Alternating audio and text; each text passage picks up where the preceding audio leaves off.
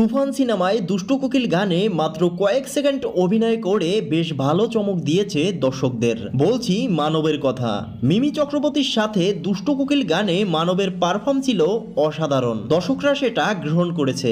মানব একটি ইন্টারভিউতে বলেছিল, আমি যেটা চেয়েছি তার চেয়ে বেশি গুণ পেয়েছি দর্শকদের থেকে। এদিকে শাকিব খানের সঙ্গে দেখা করতে বাংলাদেশে আসতেছে এই অভিনেতা। যদিও কলকাতায় তাদের অনেকবার দেখা হয়েছে।